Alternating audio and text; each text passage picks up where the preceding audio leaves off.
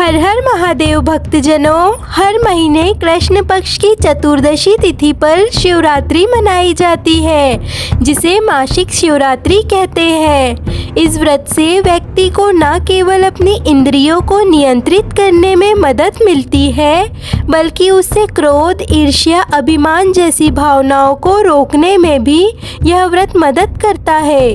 तो आज आप सुनेंगे मासिक शिवरात्रि की व्रत कथा। मासिक शिवरात्रि व्रत की पौराणिक कथा के अनुसार चित्रभानु नाम का एक शिकारी था। वह जानवरों की हत्या करके अपने परिवार का भरण पोषण करता था। वह एक साहूकार का कर्जदार था, लेकिन उसका ऋण समय पर ना चुक सका। क्रोधित साहूकार ने शिकारी को शिवमठ में बंदी बना लिया। संयोग से उस दिन शिवरात्रि थी। शिकारी ध्यान मग्न होकर शिव संबंधी धार्मिक बातें सुनता रहा। चतुर्दशी को उसने शिवरात्रि व्रत की कथा भी सुनी। शाम होते ही साहूकार ने उसे अपने पास बुलाया और ऋण चुकाने के विषय में बात की। शिकारी अगले दिन सारा ऋण लौटा देने का वचन देकर बंधन से छूट गया। अपनी दिनाचारी की भांति वह जंगल में शिकार के लिए निकला, लेकिन दिन भर बंदी गृह में रहने के कारण भूख प्यास से व्याकुल था। शिकार खोजता हुआ वह बहुत दूर निकल गया। जब अंधकार हो गया तो उसने विचार किया कि रात जंगल में ही बितानी पड़ेगी। वह वन में एक तालाब के किनारे एक बेल के पेड़ पर चढ़कर रात बीतने का इंतजार करने लगा। विल्व वृक्ष के नीचे शिवलिंग था, जो विल्व पत्रों से ढका हुआ था। शिकारी को उसका पता न चला। पड़ाव बनाते समय उसने 2 टहनियाँ तोड़ी। वे संयोग से शिवलिंग पर गिरती चली गई। इस प्रकार दिन भर भूखे प्यासे शिकारी का व्रत हो गया और शिवलिंग पर विल्वपत्र भी चढ़ गया। एक पहर रात्रि का बीत जाने पर एक गर्भिणी हिरनी तालाब पर पानी पीने पहुंची। शिकारी ने धनुष पर तीर चढ़ाया और जैसे ही प्रत्यंचा खींची, हिरनी बोली, मैं गर्भिणी हूँ, शीघ्र ही प्रसव करूँगी। तुम एक साथ 2 जीवों की हत्या करोगे, जो ठीक नहीं है। मैं बच्चे को जन्म देकर शीघ्र ही तुम्हारे समक्ष प्रस्तुत हो जाऊंगी, तब तुम मान लेना। शिकारी ने प्रत्यंचा ढीली कर दी और हिरनी जंगल में झाड़ियों में लुप्त हो गई। प्रत्यंचा चढ़ाने तथा ढीली करने के वक्त कुछ बिल्वपत्र अनायास ही टूटकर शिवलिंग पर गिर गए। इस प्रकार उससे अनचाहे ही प्रथम पहर का पूजन भी संपन्न हो गया। कुछ ही देर बाद एक और हिरनी उधर से निकली। शिकारी की प्रसन्नता का ठिकाना न रहा। समीप आने पर उसने धनुष पर बाण चढ़ाया। तब उसे देख हिरनी ने विनम्रता पूर्वक निवेदन किया कि हे शिकारी, मैं थोड़ी देर पहले ऋतु से निवृत्त हुई हूँ, कामातुर विरहिणी हूँ, अपने प्रिय की खोज में भटक रही हूँ। अपने पति से मिलकर शीघ्र ही तुम्हारे पास आ जाऊंगी। शिकारी ने उसे भी जाने दिया। 2 बार शिकार को खोकर उसका माथा ठनका। वह चिंता में पड़ गया कि रात्रि का आखिरी पहर बीत रहा है। इस बार भी धनुष से लगकर कुछ बेलपत्र शिवलिंग पर जा गिरे तथा दूसरे पहर की पूजन भी संपन्न हो गई।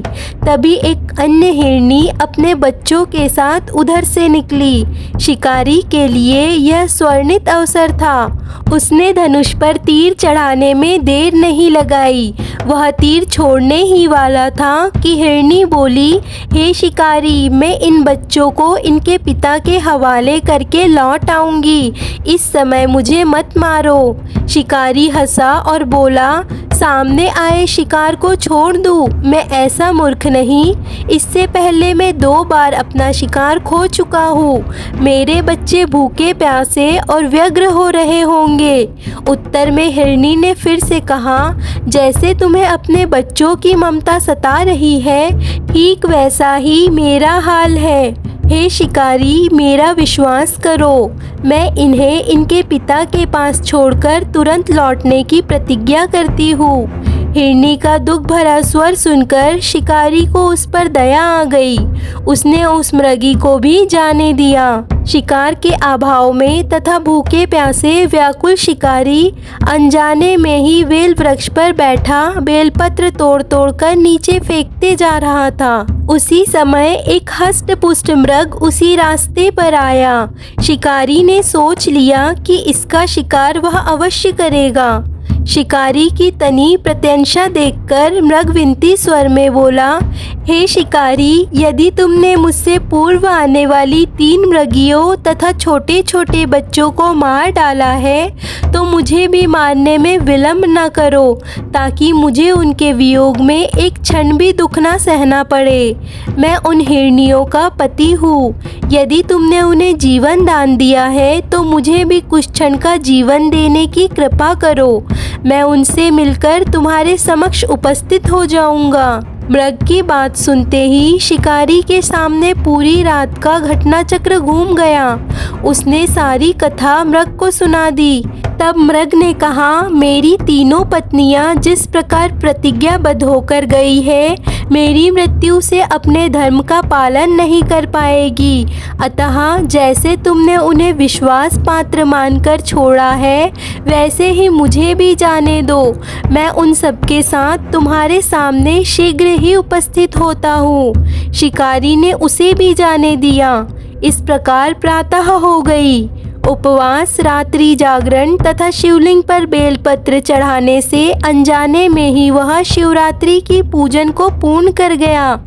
पर अनजाने में हुई पूजन का परिणाम उसे तत्काल मिला।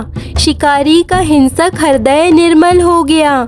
उसमें भगवत शक्ति का वास हो गया।